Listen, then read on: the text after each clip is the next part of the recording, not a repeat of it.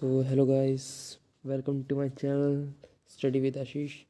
यहाँ हम chapter third करने वाले हैं। चैप्टर थर्ड है हमारा जियोमॉर्फिक थ्योरी हिस्टोरिकल प्रोस्पेक्टिस की तरफ से। तो इसमें बताया गया है कि ये एक आपको दिखाते हैं कि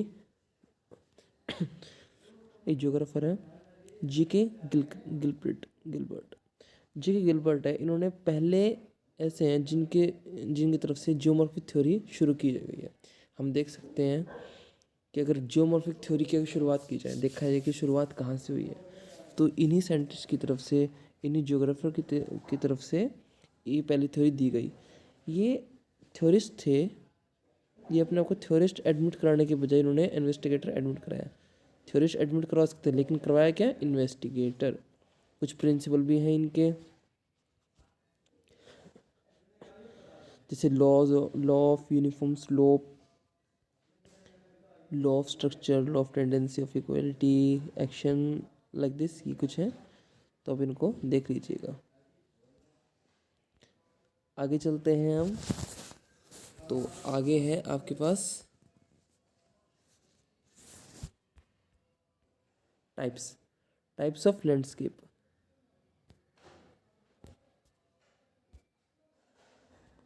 टाइप्स ऑफ लैंडस्केप, इसमें simple landscape, compound landscape, monocyclic landscape, polycyclic landscape और रिजोरेंडेंस लैंडस्केप। आइए बारी बारी इनको बात करते हैं। सबसे पहले बात करते हैं हम सिंपल लैंडस्केप के बारे में। इसमें क्या है कि जो एक ही प्रोसेस से बने, सिर्फ एक ही प्रोसेस से बने। मान लीजिए ये हम देखते हैं कि एक ये लैंडफॉर्म है, इसकी इरोजन होती है, इरोजन होके एक पर्टिकुलर लैंडफॉर्म, एक पर्टिकुलर प्लेन पे ये सबडक्ट होते जाते हैं।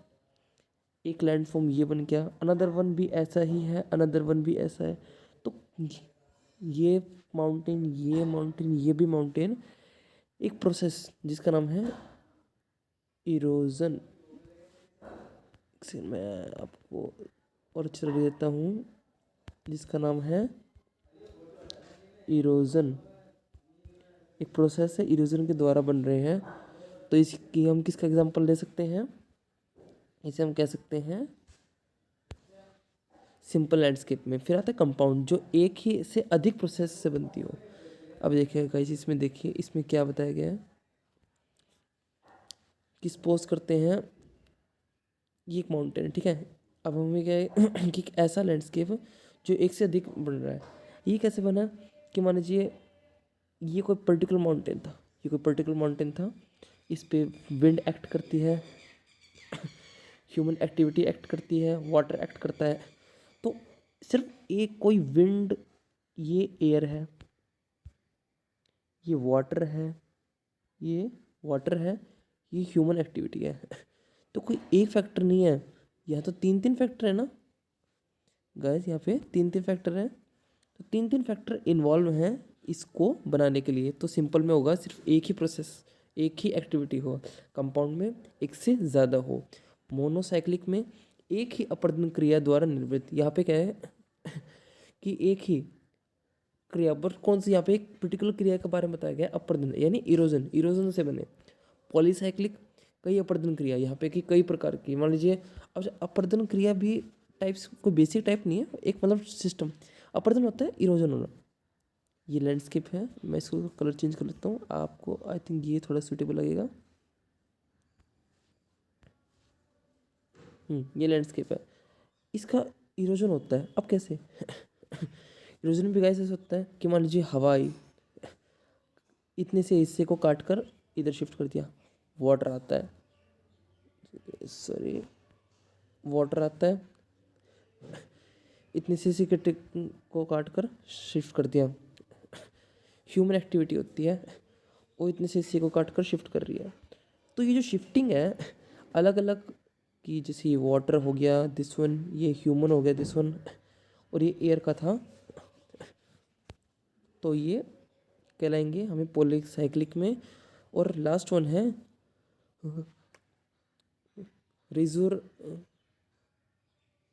रिजोरेंडेंस लैंडस्केप। प्राचीन स्थल रूप द्वारा प्राचीन स्थल रूप अपर्दन द्वारा हटा तथा स्थल रूप का नया पुनर्जीवन होना। इसमें क्या है कि इसमें देखते हैं गाइस, इसमें क्या है कि कोई भी थी एशियन टाइम में कोई माउंटेन बनी होगी। अब वो क्या है कि इसमें क्या देखो क्या है कि अपर्दन हुआ और नए स्थल रूप का जीवन हुआ। अब गाइस अपर्दन होगा तो कोई नया लैंडफॉर्म ही बनेगा, है ना गाइस। मान लीजिए कोई पोलिटिकल माउंटेन है, इसको बार बार हवा काट रही है काट रही है काट रही है, तो जहाँ भी डिपोजिशन होगा, ये जो जमना है दिस वन, इसे कहते हैं डिपोजिशन। ओके,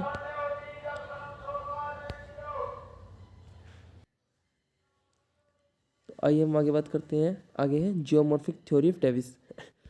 अब देखो डेविस, इनका पूरा नाम क्या था, डब्ल्यू एम डेविस, ठीक है, डब्ल्यू एम डेविस। तो बात करते हैं, ये एक अमेरिकन जियोलॉजिस्ट थे।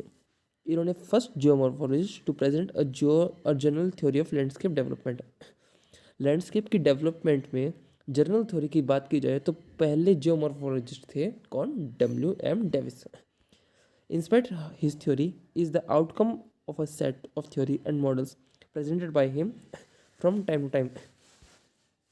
Complete cycle of river life propound in his essay on the rivers and valley of peninsula. अब देखो गाइस, इनकी जो थ्योरी थी, ये इन्होंने अपने the reverse and the valleys of peninsula जो कि 1889 में इन्होंने प्रोपाउंड किया है, इन्होंने इसमें डाला है अपनी थ्योरी को। जियोग्राफिकल साइकिल को 1899 में स्लोप एवोल्यूशन, ये कुछ इनकी बातें हैं, ये आप इनको रीड आउट कर लेना। इन तीनों को कंबाइंड रूप को हम क्या कहते हैं, नॉर्मल साइकिल ऑफ इरोजन। आगे बताऊंगा नॉर्मल साइकिल ऑफ इरोजन के नाम से जानते हैं इस थ्योरी। अब इस थ्योरी को हम देखते हैं, अगर आपके पास आता है कि जियोमॉर्फिक थ्योरी को एक्सप्लेन करे डेविस का, तो आप क्या करेंगे, आपको नॉर्मल साइकिल ऑफ इरोजन, आप इस चीज़ को नोट डाउन कर लीजिएगा। Normal cycle of erosion geographical cycle भी कहते हैं, इसके एक्सप्रेस्ड हम यहाँ करेंगे। तो there are sequential change in landscape landform through time passing through youth mature and old stage. अब देखो वैसे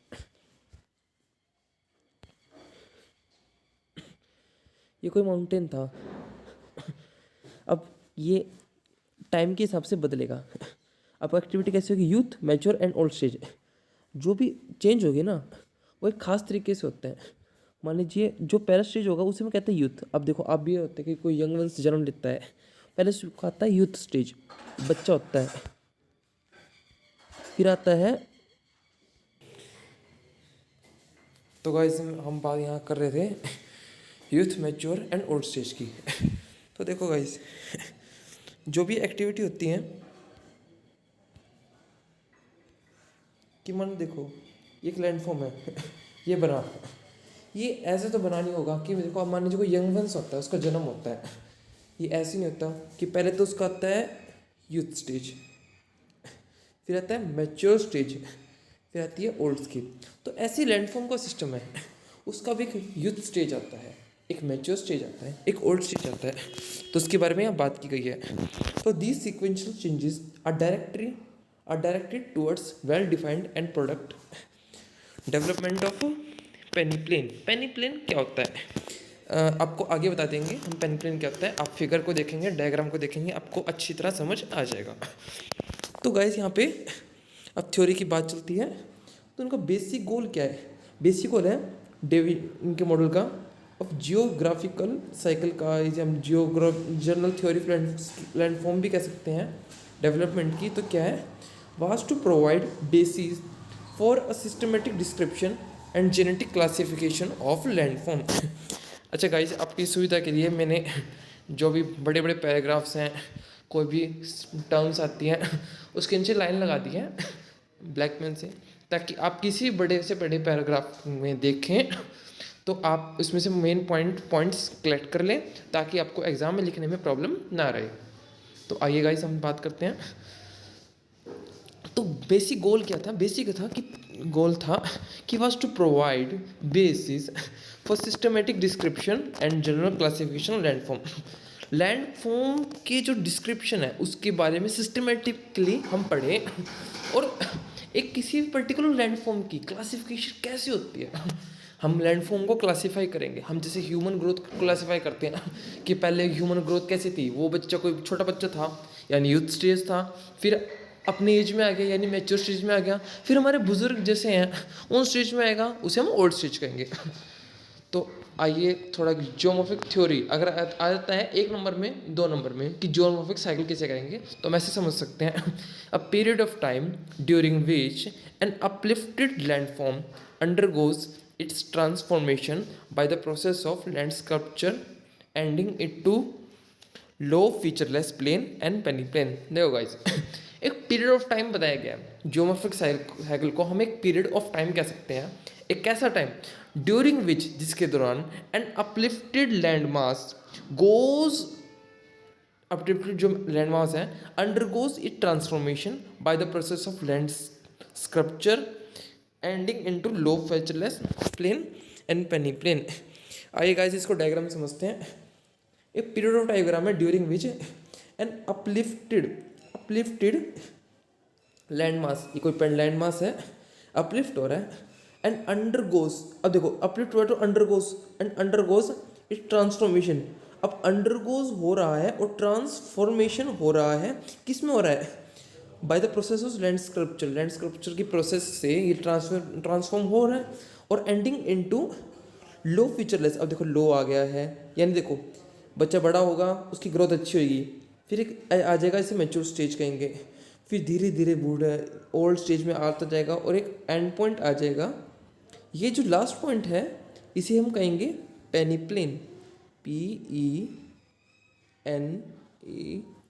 पेनी पी, एक मैं इसको अच्छी तरह लिख देता हूँ,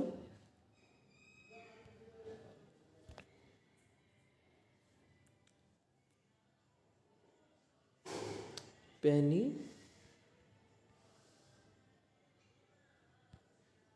पेनीप्लेन, PENEPLAIN।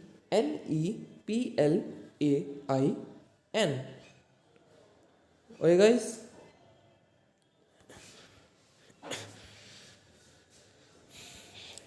तो अब कहते हैं, तो हमें यह समझ आ गया है कि जियोमॉर्फिक साइकिल क्या होती है, एक ऐसी साइकिल सॉरी एक ऐसा टाइम जिसके अंदर एक लेवल, एक जो लैंड मास है वो अपलिफ्ट हो रहा है, अपलिफ्ट होने के बाद वो अंडरगोज जाएगा, ट्रांसफॉर्मेशन होएगी एक नई लैंडफॉर्म की स्कल्पचर लैंड स्कल्पचर के प्रोसेस से, और जो कि एक फीचरलेस प्लेन और जिसे हम पेनी प्लेन कहते हैं उसमें बदल जाएगा। ठीक है, इसे हम कहते हैं जियोमॉर्फिक साइकिल। ट्रायो, अब ट्रायो को समझते हैं जो कि इस कह सकते हैं इस थ्योरी का एक ब्रांच कह सकते हैं, इससे ही थ्योरी की शुरुआत होती है। ट्रेव डेविस नामक कॉन्सेप्ट को यूज़ करते हैं डेविस अपनी थ्योरी में।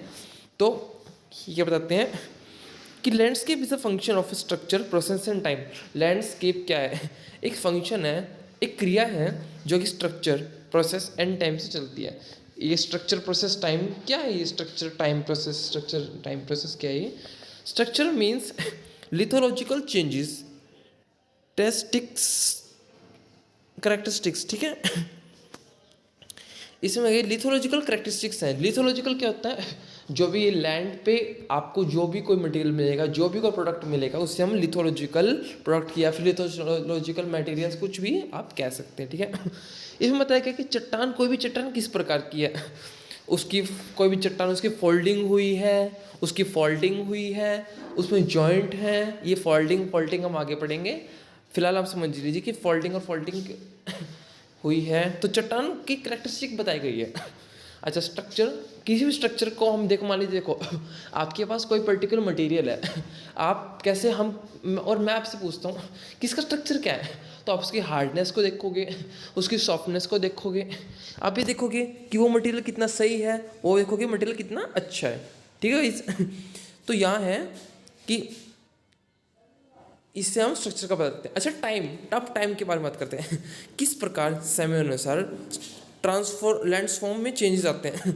अब एक लैंडफॉर्म है, देखो गाइस, ये लैंडफॉर्म है, आज की डेट में ये लैंडफॉर्म हमें ऐसा दिख रहा है, मिलियंस ऑफ ईयर्स बाद या फिर हम काफ़ी टाइम बाद देखते हैं, बहुत टाइम बाद देखते हैं तो ये लैंडफॉर्म आज इतना बड़ा है ना, इतना बड़ा है, कल को इतना हो जाएगा। क्यों? क्योंकि इस पे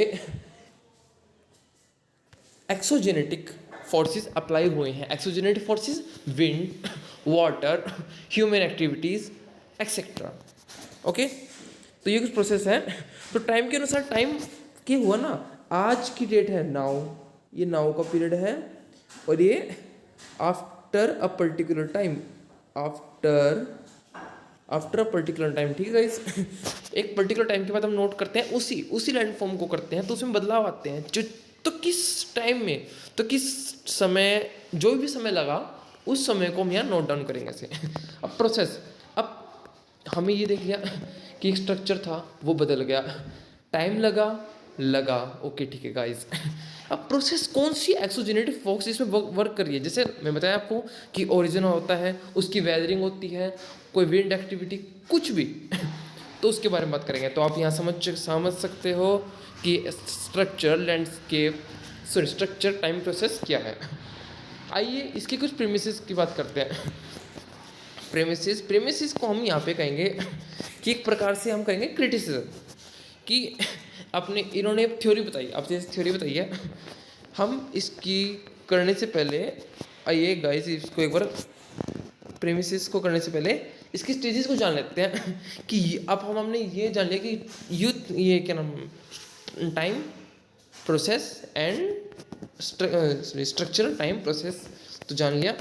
अब जो स्टेजेस हैं, मैं बताया आपको, यूथ होता है, मेच्योर और ओल्ड। क्या है ये youth stage? Starts after the completion of an upliftment of the landform. अब इसमें क्या है कि ये जो है ना, ये देखो देखो guys, ये है ना, ये इसे कहेंगे यूथफुल स्टेज। ठीक है, starts after the completion of the upliftment of landform. Top surface और summit of the water divides are not affected by erosion because the rivers are small and widely spaced। अब हम cement की बात, तो आइए हम यहाँ पे सीमेंट की बात करते हैं। ऐसे बनता है, ये जो पार्ट है, ये अब इसको देख सकते हैं, ये टॉप मोस्ट पार्ट है, इसे हम कहेंगे समिट। ठीक है, इसे हम कहेंगे समिट। ठीक है, अब इसमें बताया गया कि जो टॉप मोस्ट सरफेस है, जिसे हम समिट भी कहते हैं, ऑफ द वाटर डिवाइड, एक वाटर डिवाइड के द्वारा ये बनता है, are not affected by erosion. यहाँ इरोजन अफेक्ट नहीं करेगा। क्यों? बताते हैं, आप आगे बताएंगे। Because the rivers are too small, क्योंकि यहाँ आने के बाद रिवर्स काफ़ी स्मॉल हो जाती हैं और वाइडली स्पेस, इनका स्पेस रिवर का काफ़ी फैल जाता है। अब रिवर का स्पेस फैल गया तो वो इरोजन करेगी, बट उतना नहीं करेगी। Small rivers are and short tributaries are engaged in headward erosion, due to which they extend their length. This process is called stream lengthening। अब देखो गाइस, इसमें क्या बताया गया है कि स्मॉल रिवर्स होती हैं और जिनकी, और स्मॉल रिवर्स होगी तो ट्रिब्यूटरीज भी इनकी शॉर्ट ही होती है ज़्यादातर, are engage in headward like this erosion, due to which they extend their length. ये ऐसे हुआ, ऐसे था, अभी ऐसे भी आ रहा है। तो ये हेडवर्ड इरोजन है, ये गाइस हेडवर्ड इरोजन है। इससे क्या होता है कि इनकी लेंथ बढ़ जाती है और इसी प्रोसेस को कहते हैं लेंथ स्ट्रेंथनिंग। ठीक है guys, increase in the land depth of river. अब इसमें क्या है कि रिवर वैली में जो इनके रिवर वैली है, जो डेप्थ है वो इंक्रीज होती है। क्यों होती है? क्योंकि जो स्टीप स्लोप है और जो स्टीप चैनल है, gradient rivers actively depend their valleys through vertical erosion. अब देखो गाइस, ये जो लाइन है, ये लाइन है, ये क्या बोलता है? ये आपसे बोलता है कि ऐसे था, विंड ऐसे मूव करती है, ऐसे आई और ऐसे अब आती है, तो जो यहाँ का इरोजन हो रहा है, यहाँ का इरोजन हो रहा है ना, वो यहाँ पे सबडक्ट होता जाएगा, यहाँ पे सबडक्ट हो जाएगा। तो ये इंक्रीज हो रहा है डेप्थ रिवर वैली की, ये रिवर वैली है उसकी डेप्थ में इंक्रीज हो रहा है, ये बताया गया है। अब क्यों हुआ है, यहाँ पे देख सकते हैं क्यों, क्योंकि जो इंग्रेडिएंट है, जो ये यहाँ से इंग्रेडिएंट टूट के आए हैं, कट के आए हैं, वो सारे यहाँ पे सबडक्ट होते जा रहे हैं। सारे यहाँ पे सब्जेक्ट होते जा रहे हैं, और इसी सब्डक्शन के वजह से जो रिवर वैली की डेप्थ है इंक्रीज होती जा रही है। अगर आपसे क्वेश्चन पूछ रहे जाए कि माउंटेन के साइड की रिवर वैली की डेप्थ इंक्रीज क्यों होती है, तो उसका क्वेश्चन ये है, due to the vertical erosion of the side of the mountain. Okay guys. अच्छा, इस प्रोसेस को कहते हैं वैली डीपनिंग। हमें देखो एक नई बात आई है कि इसी प्रोसेस को हम वैली डीपनिंग कहेंगे। The valley become deep and narrow, characterised by steep valley, side slope और कन्वेक्स प्लेन। अच्छा देखो गाइस, एक होता है कनकेव, एक होता है कन्वेक्स। आपने साइंस पढ़ा था, एक कनकेव और एक कन्वेक्स। सो उल्टा बोल दिया। ये कनकेव होता है, this one is concave and this one is convex. Guys, तो इसमें क्या है कि स्टीप ग्रेडियंट, ये channel gradient is very steep. ये रहा गाइस कि, तो गाइस हम बात करते हैं कि इसमें आता है कि these valleys become deep and narrow, characterised by steep valleys, side slopes of convex plain. यहाँ पे एक प्रकार का कन्वेक्स प्लेन बन जाता है। आप ये देख सकते हैं कि ये माउंटेन है और ये कैसा बन जाता है, तो ऐसा जो बने उसके कन्वेक्स प्लेन, और ऐसा बने कनकेव। कनकेव का आपको अच्छी तरह पता भी होगा, आप जानते भी होंगे, और इसलिए आप समझ सकते हैं कि ये कन्वेक्स होता है और this one is concave. Okay guys, आगे चलते हैं। तो इसमें एक rapid rate of vertical erosion हो रहा है। वर्टिकल इरोजन का रैपिड रेट हो रहा है। क्यों? क्योंकि channel gradient is very steep, और steep gradient increase the velocity and kinetic energy of the river flow. देखो गाइस, इसमें क्या बताया गया है, अब डायग्राम से हम देख सकते हैं कि ये जो है, अगर मान लीजिए यहाँ कोई सोर्स है वाटर का, उसको अगर ऊपर से छोड़ दे तो उसकी स्पीड मान लीजिए यहाँ इस पर्टिकुलर टाइम पे होगी 60 kmph। यहाँ बढ़ते बढ़ते 100 हो जाएगी या उससे ज़्यादा हो जाएगी ड्यू टू ग्रेविटेशनल फोर्स। अब ग्रेविटेशनल फोर्स की वजह से इसकी स्पीड इंक्रीज होती है, और वाटर सोर्स की स्पीड इंक्रीज होने की वजह से जो भी ये इंग्रेडिएंट है इसके साथ लगे, जो भी ये मिनरल्स हैं, वो सारी स्पीडली इनकी वेलोसिटी इंक्रीज हो जाती है, और काइनेटिक एनर्जी रिवर फ्लो भी बढ़ जाता है तेज ढलान की वजह से। ढलान जितनी ज़्यादा होगी, देखो गाइस, एक ये है, एक ये है, और एक ये है।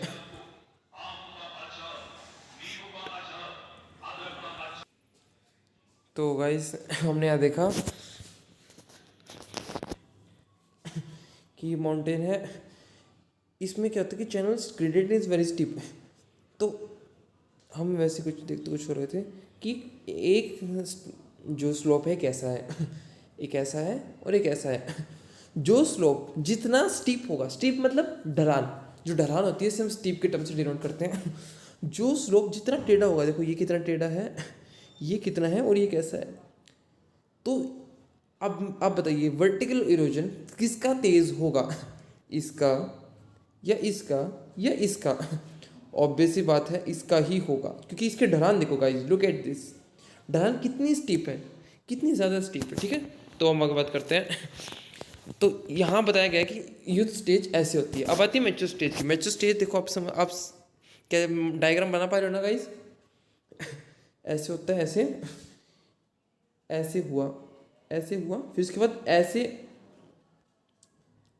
के बाद ऐसे जाएगा। ठीक है गाइस, क्योंकि यहाँ तक एक स्टेज आ चुका है, अब दूसरी स्टेज की शुरुआत होने जा रही है। देखो गाइस कैसे शुरुआत होती है कि इसमें लेटरल इरोजन होता है and well integrated drainage network. अब इसमें ड्रेनेज नेटवर्क भी इंटीग्रेटेड हो रहा है, अच्छी तरह बनने लगा है।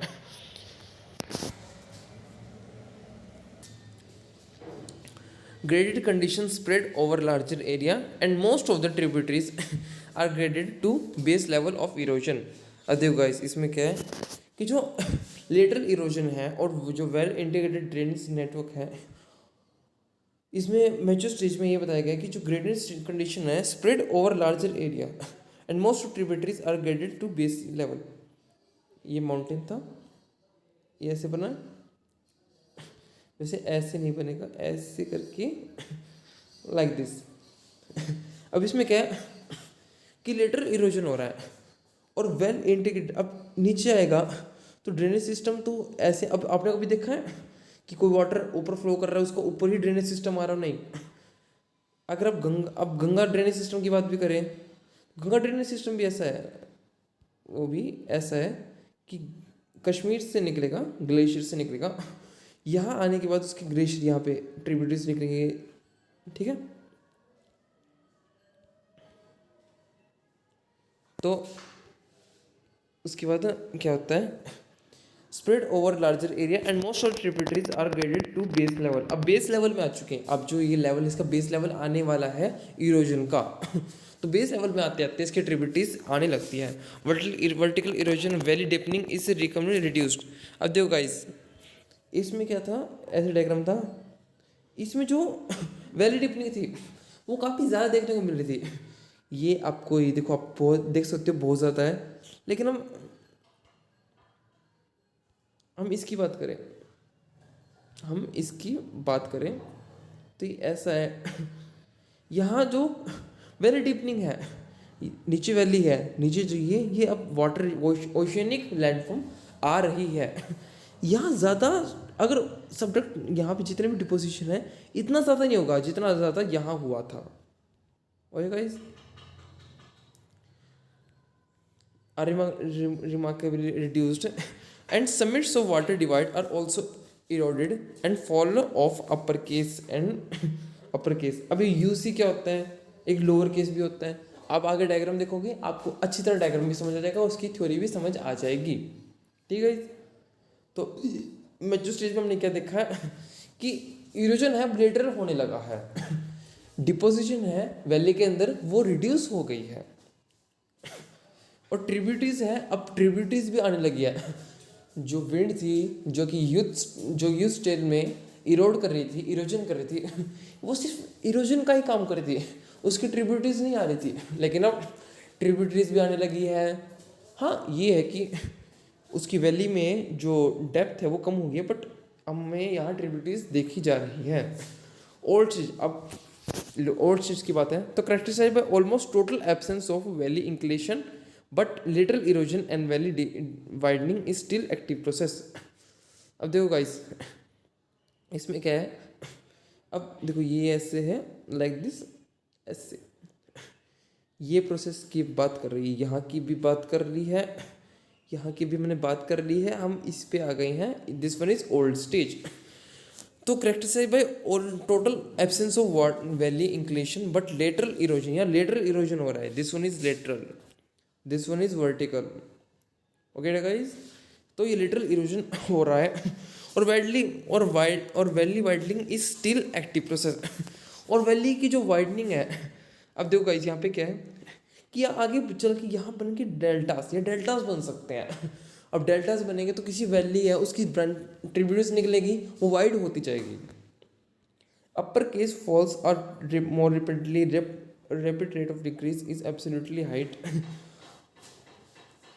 अल्टीमेटली क्या होता है कि entire landscape is transform into peneplain. आइए आपको डायग्राम दिखा देते हैं ताकि आपको अच्छी तरह समझ आ जाए। डायग्राम ये देखो, ये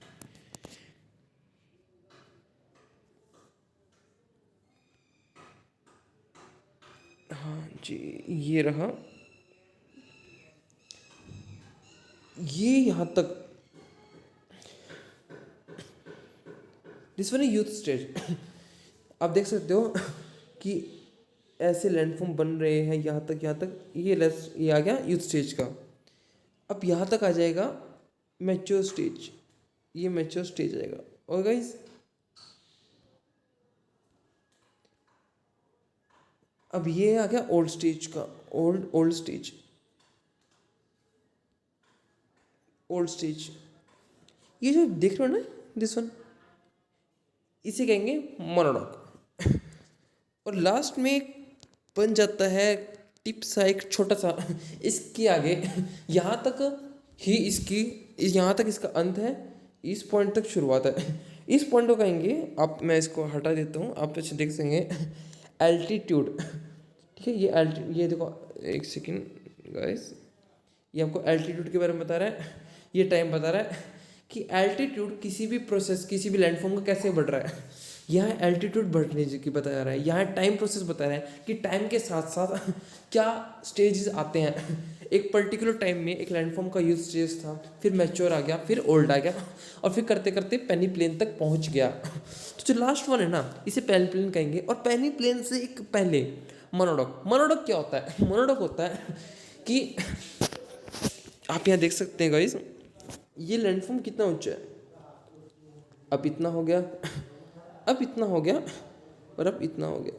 तो हाइट डिक्रीज होती रही है, तो डिक्रीज होगी, क्यों होगी? क्योंकि वहाँ वर्टिकल था, वहाँ पे सॉरी वर्टिकल नहीं, यहाँ हाइट इंक्रीज इसलिए है क्योंकि यहाँ पे जो सबडक्शन है, जो भी लैंडफॉर्म बढ़ने जा रहा है, वो शुरुआत में काफ़ी अच्छा होगा, उसके बाद टाइम से फिर उसके इरोजन होता जाएगा और ये ऐसा बनता जाएगा। ठीक है, तो यहाँ ये बताया गया है WM डेविस, देखो geographical circle of WM Davis. तो नेक्स्ट वन है, आपको समझ आ गया होगा होप। राइटिंग का थोड़ा इशू हो सकता है, आप कमेंट करके मेरे को बताइए मैं अपनी राइटिंग स्किल को सुधारने की पूरी कोशिश करूँगा। Thank you guys. तो इसके कुछ पॉजिटिव एस्पेक्ट्स हैं, नेगेटिव एस्पेक्ट्स हैं, बात करते हैं। तो इसमें बताया गया ये हाईली सिंपल एंड एप्लीकेबल है। सिंपल है, अब देखो गाइस, ये देख रहे हैं सिंपल लग रहा है, क्या यूथ है, mature, old stage, this simple. और इसमें इसमें कुछ बातें हैं, जैसे कुछ पॉइंट्स हैं जिससे हमें ये टॉपिक अच्छी तरह क्लियर हो सकता है। First one is trio, second one youth mature stage की theory, and third one is इसका डायग्राम। ये तीनों आप अच्छी तरह बना लोगे तो हुआ ना हाईली सिंपल एंड एप्लीकेबल। दूसरा है यूज ऑफ एक्सप्रेसिव लैंग्वेज।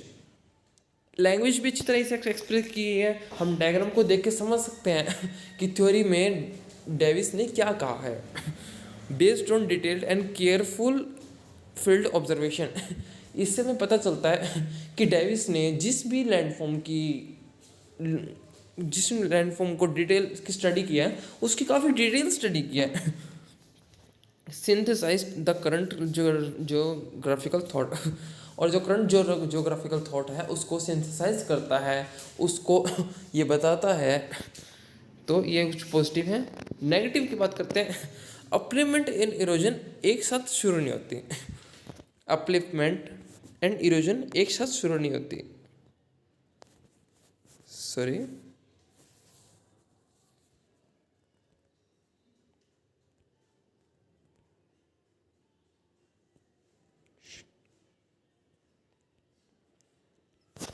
देखो ये अपलिफ्टमेंट है इसमें इन्होंने बताया था कि अपलिफ्टमेंट यहाँ पे जैसे अपलिफ्टमेंट बढ़ेगी ना, डेविस बता रहे हैं कि वैसे वैसे इरोजन भी बढ़ेगा। समिट पे आके इरोजन बंद हो जाएगा, मतलब स्टॉप हो जाएगा, बिल्कुल स्टॉप हो जाएगा। ठीक है, अब लेकिन अब खुद सोचेगा ये, हम किस चीज़ को लैंडफॉर्म बढ़ा रहे हैं, उस लैंडफॉर्म की स्लोप की अपलिफ्टमेंट हो रही है, तो अगर इरोजन अपलिफ्टमेंट एक साथ हुआ तो लैंडफॉर्म बन पाएगा?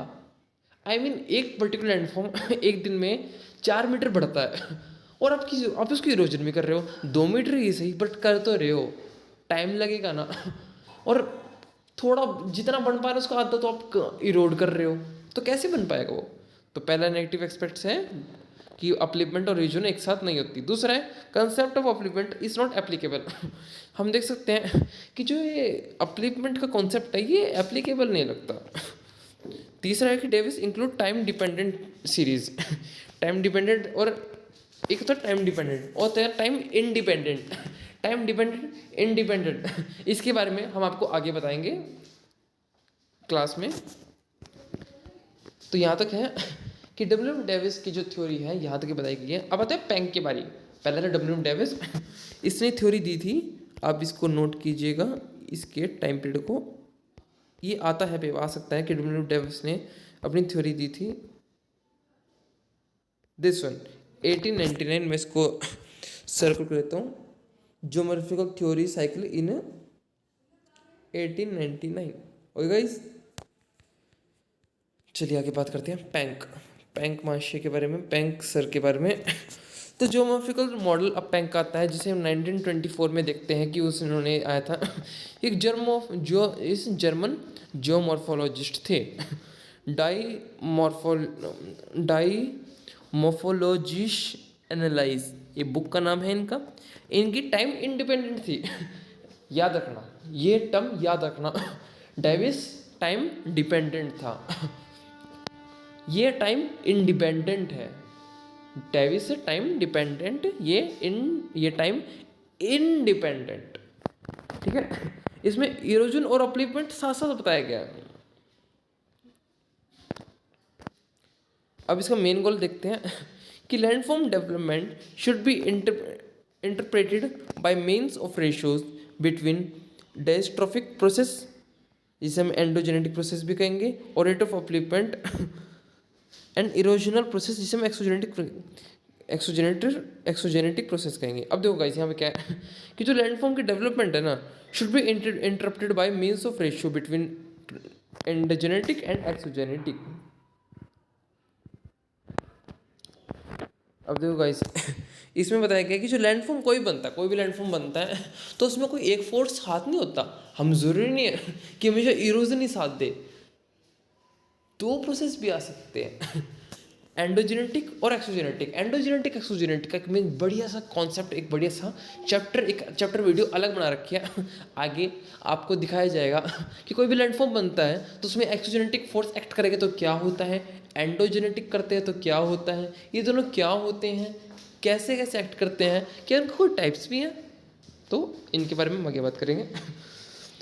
ये कहती है अपलिफ्टमेंट होने और इरोजन होने के बीच रेशियो होता है। अपलिफ्टमेंट होना और इसके बीच में रेशियो होता है। ठीक है, यहाँ हम अगर अपलिफ्टमेंट तेजी से होता है, अगर अपलिफ्टमेंट तेजी से हुआ तो इरोजन धीरे से होगा। देखो गाइस, यहाँ आप थोड़ा देखने की जरूरत है। अपलिफ्टमेंट हो रहा है, एक ये होता है क्रिया, ये होती है प्रोसेस अपलिफ्टमेंट की, और ये इरोजन की प्रोसेस हो रही है। अगर अपलिफ्टमेंट होता है तेजी से, मान लीजिए अपलिफ्टमेंट तेजी से हो रहा है, और लीजिए सर, ये अपलिफ्टमेंट हो गया, तेजी से हो गया, 4 मीटर तक का अपलिफ्टमेंट हो गया। अब अपलिफ्टमेंट को दिखा रहे हैं, ये अपलिफ्टमेंट को दिखा रहे हैं, सॉरी मीटर। इरोजन भी साथ साथ हो गया है, इरोजन भी हो रहा है, ये इरोजन हो रहा है, ये हो रहा है 2 मीटर का। तो कोई बात नहीं, 2 मीटर ही छोटा हुआ है, बट हुआ तो है।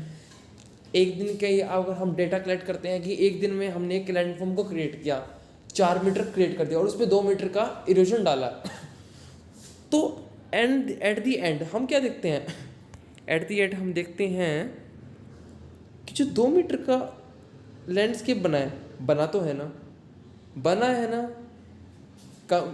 मिटा तो नहीं, ठीक है। तो एक माउंटेन बन जाएगा। लेकिन दूसरी प्रोसेस क्या होती है कि अगर अपलिफ्टमेंट धीरे होता है और इरोजन तेजी, ये है कि अपलिफ्टमेंट धीरे से, इरोजन तेजी से।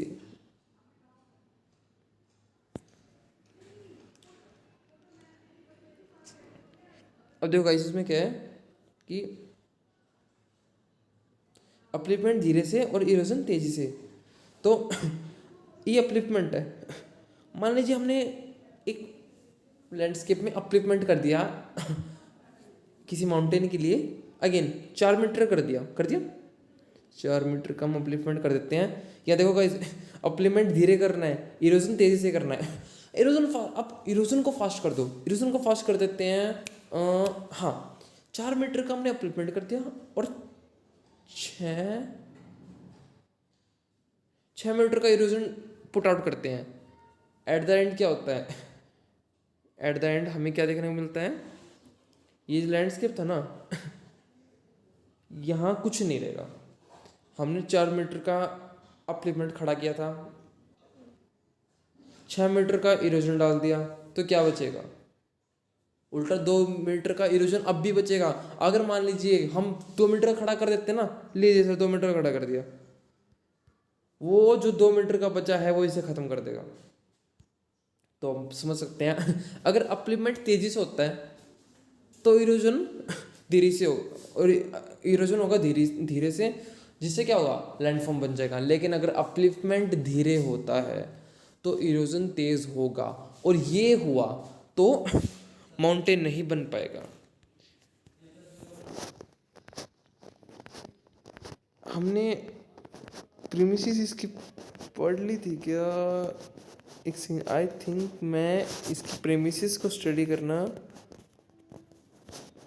यस यस गाइस, मैं इस चीज़ के लिए माफ़ी मैं चाहता हूँ कि मैं डब्ल्यू डेविस की प्रेमिसेस को, एक काम करेंगे, अभी प्रेमिसेस आएगा तो मिलकर हम दोनों की, पैंक की और डेविस की दोनों क्रिटिसिज्म को कंपेयर करेंगे, ठीक है?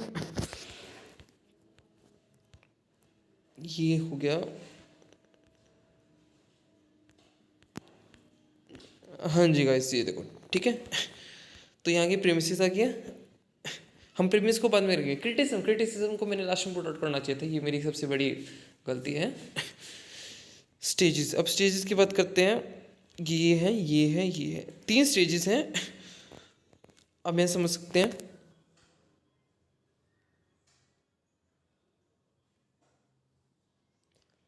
पहला स्टेजेस है एब्स्टेगेंडे एंटीविलिक।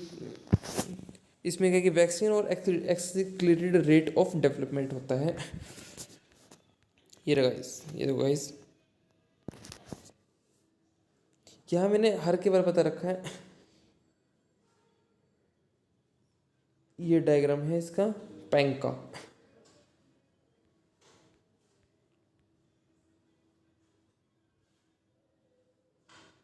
ये तीनों टर्म आपको यहाँ मिल जाएंगी। इस फर्स्ट वन कहते हैं कि वैक्सीन है इसमें और एक्सीलरेटेड रेट हो रहा है डेवलपमेंट का, अपलिमेंट तेजी से हो रहा है।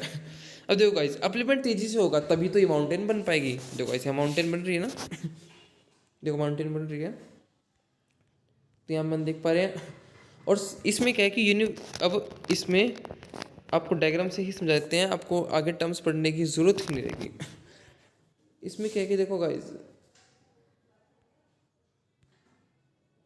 ये ये एक प्रोसेस है पूरी की पूरी। यहाँ से लैंडफॉर्म की अपलिपमेंट शुरू होती है और ये एक प्रोसेस जाती है। अच्छा, डेविस और पैंक में फ़र्क ये होता है कि अगर एक बार इसकी प्रोसेस शुरू होगी, डेविस की बात करते हैं, इसकी प्रोसेस शुरू होगी तो अंत होना निश्चित है। लेकिन पैंक की अगर प्रोसेस शुरू होगी ना तो अंत नहीं होगा उसका, वो आगे डेवलप करती रहेगी, करती रहेगी, करती रहेगी। ग्रेविटी स्लोप है, वॉस स्लोप है, इंसलबर्ग है। इनके बारे में ये रहा, देखो, एक है प्राइम रूफ, एक प्राइम रफ है जहाँ से अपलिपमेंट शुरू होती है। ये रहा प्राइम रफ, यहाँ से अपलिपमेंट शुरू हुई है। ग्रेविटी स्लोप, ग्रेविटी स्लोप क्या होता है? ग्रेविटी स्लोप है, ये रहा ग्रेविटी स्लोप। ग्रेविटी स्लोप होता है जहाँ से पहाड़ी का ढाल होता है। ये ग्रेविटी स्लोप है, आप देख सकते हो गाइस, यहाँ से पहाड़ी का ढाल शुरू हो गया है। यहाँ से ये ग्रेविटी स्लोप है, यहाँ से पहाड़ी का ढाल अब शुरू हो चुका है। अब यहाँ से ढाल शुरू हो चुका है, ठीक है।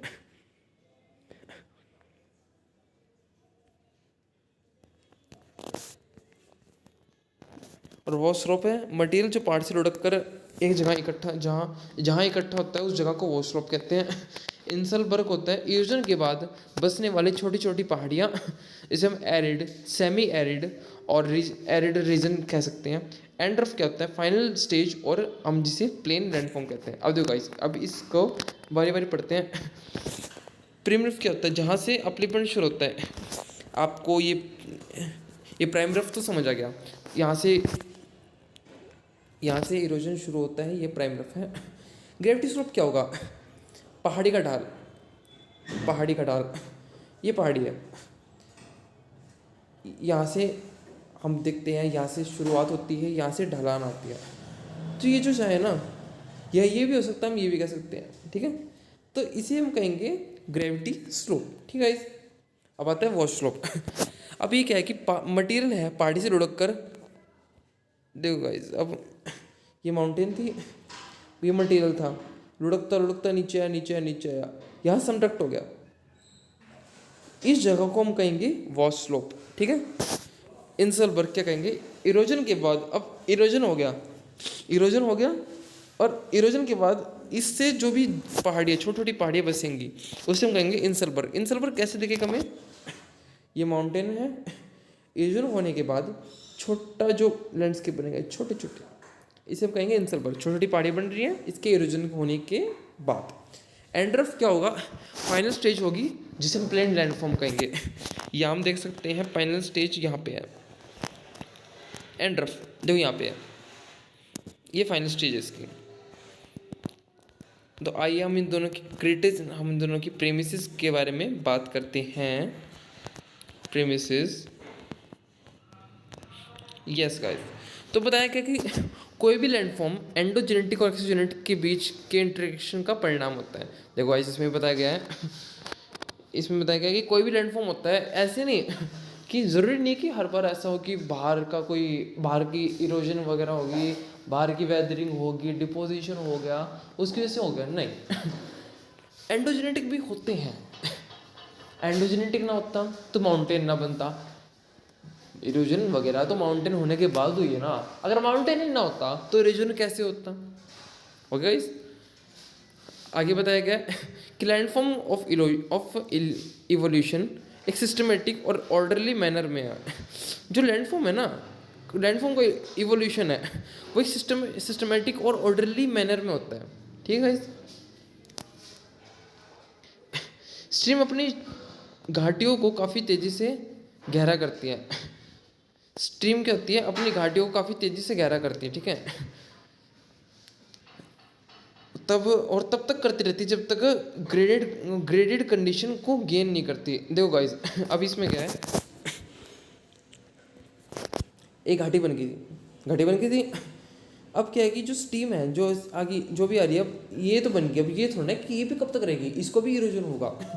अब अपनी घाटियों को धीरे धीरे गहरा करती रहेगी, गहरा करते करते करते कब तक बनेगी, जब तक ग्रेडेड एक अच्छी तरह, अब इसका भी इरोजन होते होते एक बन जाएंगे प्लेन्स, फुल्ली ग्रेडेड हो चुके हैं, अपनी प्रोसेस कंडीशन को गेन कर चुकी है। तो ऐसे अपलिपमेंट काफ़ी तेज़ी से होता है, टाइम पीरियड बहुत छोटा होता है। अपलिपमेंट आप देख सकते हो काफ़ी तेज़ी से होता और जब तक अपलिपमेंट कंप्लीट नहीं होता ना, तब तक इरोजन स्टार्ट नहीं होता। देखो गाइस, इसमें बताया गया है, ये अपलिपमेंट, ये माउंटेन है, अपलिपमेंट हो रहा है, यहाँ इरोजन नहीं होगा, नहीं इरोजन ना, नहीं हो रहा ना, यहाँ इरोजन स्टार्ट होगा, यहाँ इरोजन स्टार्ट हुआ, इरोजन ऐसे आया, ऐसे बन गई, ठीक है।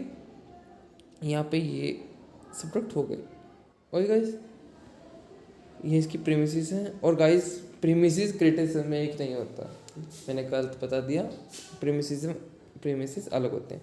इसमें है कि अब ये बात आती है पैंक, ये पैंक है, ओके, ठीक है। हम डेविस की प्रीमिसेस को स्टडी कर चुके हैं, पैंक को करते हैं। The morphological characteristic of any region of Earth's surface is the result of completion between crustal movement and denudation process, ठीक है इस denudation प्रोसेस क्या होती है, क्रिस्टल मूवमेंट क्या होती है, ये सारा अगर आप अभी मैं बता सकता हूँ, लेकिन जैसे मैंने बताया कि हर चीज़ को अगर एक खास पैटर्न से, खास सिस्टमेटिक तरीके से पढ़ोगे तो आपको और अच्छा समझ आएगा। अर्थ मूवमेंट नाम का मेरा एक चैप्टर है जिसको मैं आगे अपलोड करूँगा, उसमें आपको डेनुडेशन क्या होता है, एक्सट्रा प्रोसेस क्या होती है, एक्सेट्रा अच्छी तरह समझ आएगा आपको। तो अब ये कर देगी, जो मॉर्फोलॉजी करेक्टरिस्टिक है एनी रीजन, कोई भी रीजन की, अर्थ सरफेस के किसी भी रीजन की मॉर्फोलॉजी करेक्टरिस्टिक रीजन क्या आती है, is the result of competition between crystal movement and denudation process. ये क्रस्ट है, इसकी मूवमेंट पर डिपेंड करती है कि अर्थ के किसी भी रीजन की मॉर्फोलॉजिकल करेक्टरिस्टिक्स। मान लीजिए ये क्रस्ट है, अगर ये दोनों पास आती है तो क्या होगा, जो हैवी प्लेट है वो सब ऐसे हो जाएगी। ये क्या है, ये मैं आपको आगे बताऊंगा। अभी बस इतना बता रहा था। कहीं आप सोचो कि क्रस्ट की मूवमेंट से और डेनुडेशन प्रोसेस से कैसे हो सकता है, तो डेनुडेशन में आपको बता दिया डेनुडेशन क्या होता है, इरोजन के बाद सब्ट्रैक्ट हो जाता है ऐसे, ठीक है, वो एक एक्सोजेनेटिक का एग्जांपल है, और क्रस्टल मूवमेंट एक एंडोजेनेटिक का एग्जांपल है, क्योंकि प्रोसेस क्रस्टल मूवमेंट जो होती है वो एंडोजेनेटिक फोर्सेस के द्वारा होती है और डेनुडेशन एक्सोजेनेटिक प्रोसेस के द्वारा होती है, ठीक है। इस टाइम इंडिपेंडेंट होता है। तो यहाँ पे हमने पेंग को देख लिया है। आइए थोड़ा एलसी किंग को भी देखा जाए। इसमें बताया कि ये काफ़ी सारे प्रोसेस, काफ़ी सारे मॉडल्स का कंबाइन फॉर्म बताते हैं एलसी किंग अपनी थ्योरी में।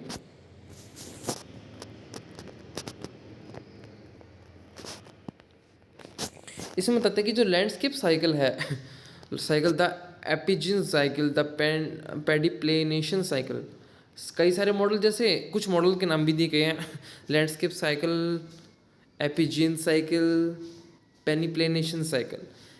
एसेंशियली अगर देखा जाए तो based on the landscape characteristic of arid, semi arid and savanna region of South Africa. South Africa के सवाना रीजन, वहाँ के एरिड, वहाँ के सेमी एरिड के लैंडस्केप करेक्टरिस्टिक को इसमें ज़्यादातर बताया गया है।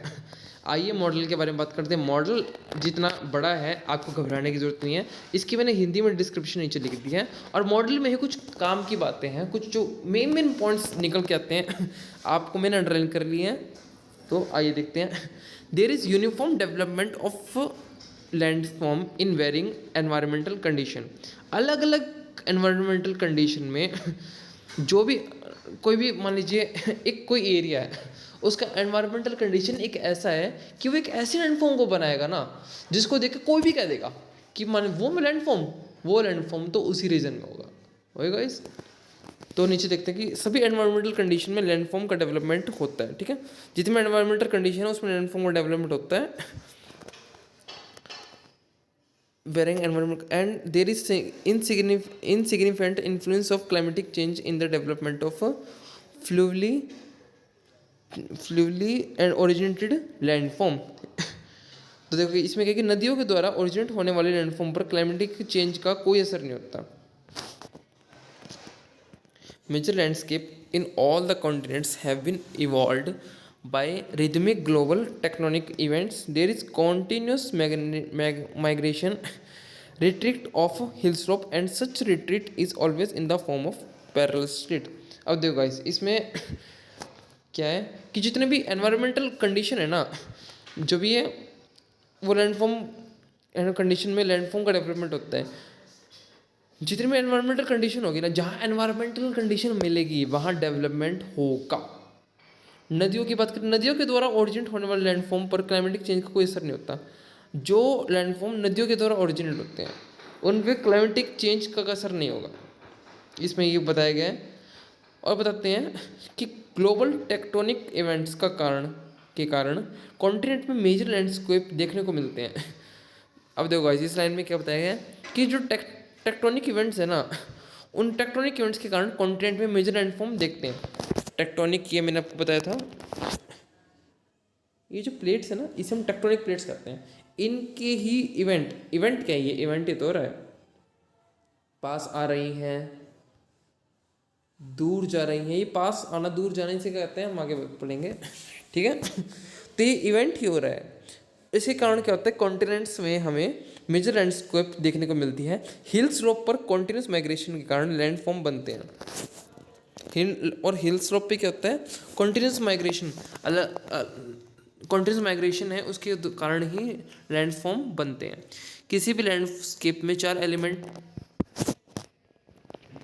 ऑफ स्लोप पाए जाते हैं, summit, scarp, scope, slope and pediment, ठीक है।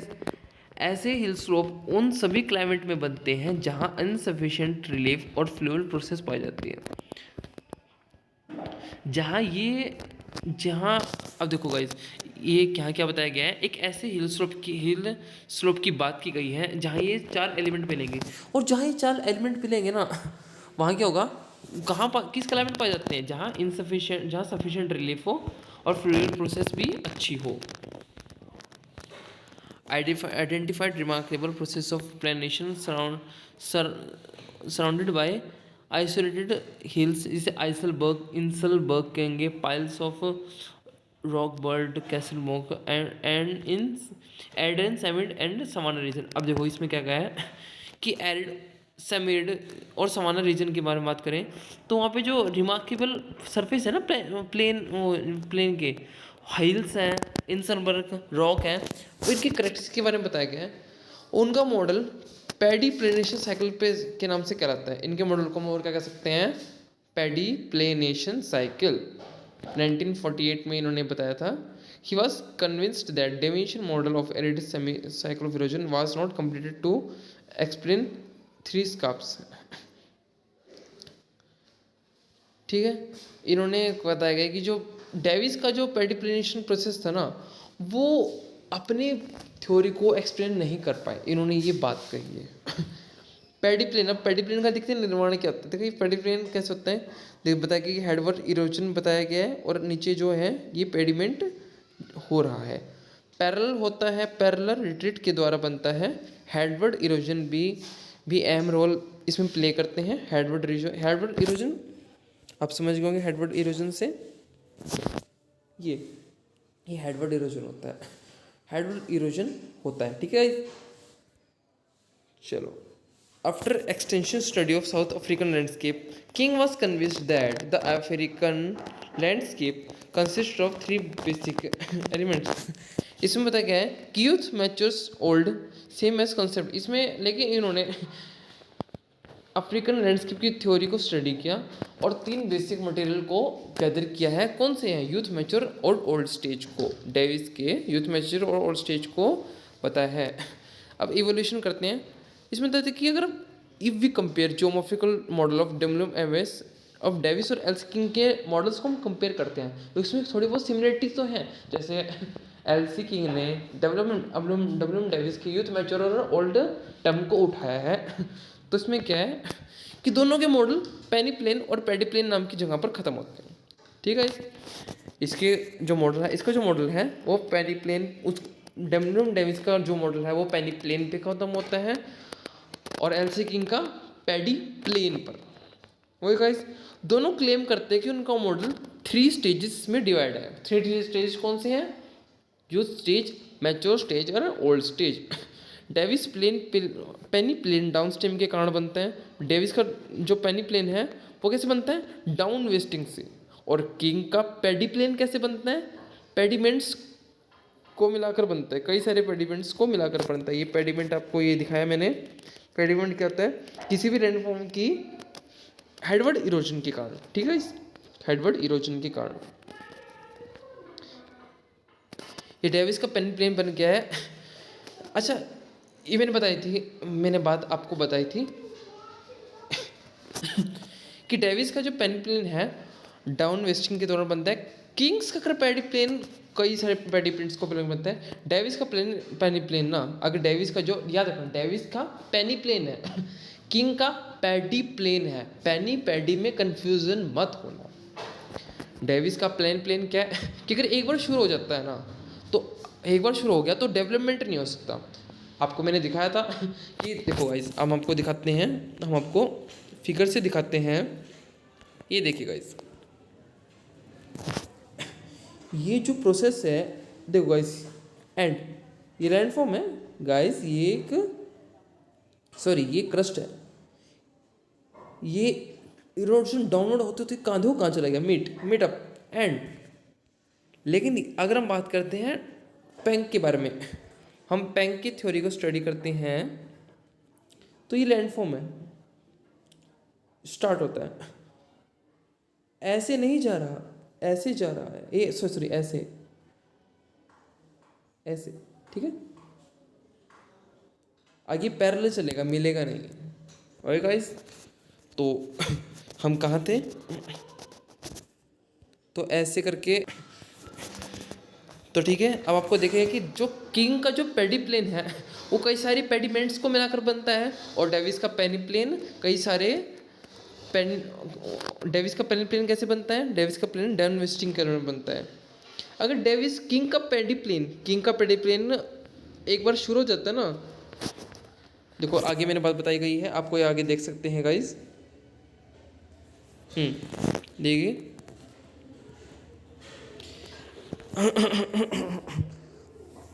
अगर किंग का अगर पेनी प्लेन एक बार शुरू हो गया, किंग का मॉडल एक बार शुरू हो गया तो ख़त्म नहीं होगा। ये देखिए गाइस, अगर एलसी किंग का मॉडल एक बार शुरू हो जाता है तो फिर डेवलप हो सकता है हार्डवेयर इरोजन के द्वारा। हार्डवेयर इरोजन होता है तो ये चलता रहता है।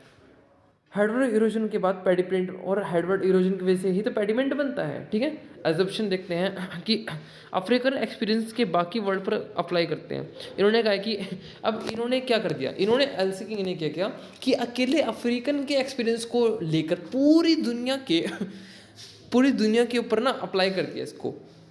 किंग का असेशन इज दैट इज ये कि same landscape in different environmental condition is doubtful. इसमें क्या क्या है कि एक लैंडस्केप, इसमें इन्होंने कहा है कि लैंडस्केप तो एक है नो डाउट, लेकिन एनवायरमेंटल कंडीशन अलग अलग है। मतलब सवाना में भी देखो, सवाना में arid, semi arid, savanna region environmental condition vary कर रही है, लेकिन ये लैंडस्केप तो बदल नहीं रहे हैं, कारण इन्होंने एटमॉस्फेयर बदल दिया, एनवायरमेंट बदल दिया, लैंडस्केप नहीं बदला। तो यहाँ बताया गया कि किंग का जो असेशन है ना कैसा, कि यहाँ पे बताते हैं कि किंग असेशन इज दैट जो सेम लैंडस्केप है लेकिन एनवायरमेंटल कंडीशन अलग अलग है, तो एक डाउटफुल होता है, ये एक डाउटफुल है। तो आज का लेक्चर काफ़ी लंबा हो गया, वो 1 आवर का, लेकिन थोड़ा एक्सटेंड था 16 पेजेस का। तो आपको कैसा लगा आप कमी बताएं, अपनी कमेंट में बताएं, जो भी आपको समझ ना आए।